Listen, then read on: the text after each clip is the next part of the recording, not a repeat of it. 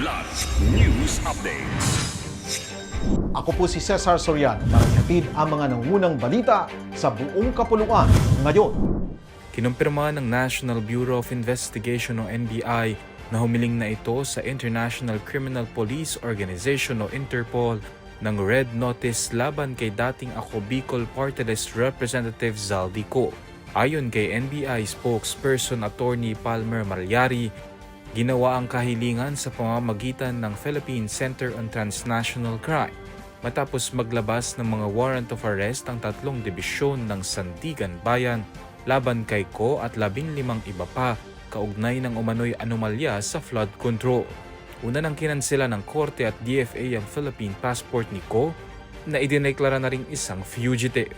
Samantala, matagumpay na napasok ng otoridad ang condo unit ni Ko sa BGC sa Taguig City kamakailan, kung saan na-recover ang ilang cash at mahalagang dokumento na posibleng gamiting ebidensya laban sa dating kongresista.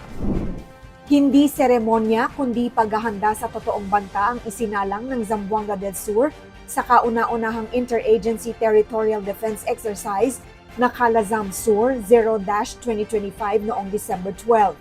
Pinangunahan ng 53rd Infantry Battalion sa ilalim ng 102nd Infantry Igsoon Brigade ng 1st Infantry Tabak Division ang one-day training na naglatag ng malinaw na mensahe.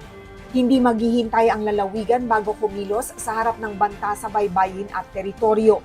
Sa aktual na scenario-based drills, hinarap ng militar, pulisya, LGUs, health units at disaster responders ang sabayang krisis mula coastal intrusion hanggang emergency response failures. Sinubok ang command and control, bilis ng desisyon at koordinasyon sa lupa at dagat na madalas pumapalya sa totoong operasyon. Pinakita ng ehersisyo ang pangangailangang tapusin ang silo mentality ng mga ahensya. Dito, malinaw na ang seguridad ng Zamboanga del Sur ay hindi trabaho ng iisang unit, kundi kolektibong depensa. Ang Calazam Sur 0-2025 ay babala at hamon, maghanda ngayon o magbayad sa huli.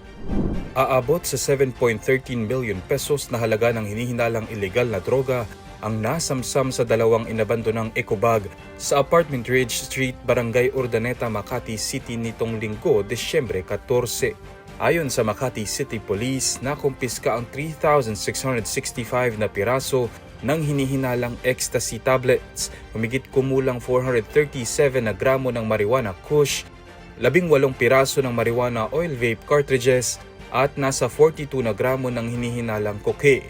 Wala pang natutukoy na suspect sa insidente. Isusumite ang mga nakuhang droga sa SPD Forensic Unit para sa laboratory examination at karagdagang investigasyon upang matukoy ang komposisyon, pinagmulan at posibleng kaugnayan nito sa illegal na drug trafficking. Ako po si Cesar Soriano, kasama nyo sa bawat pagputok ng balita.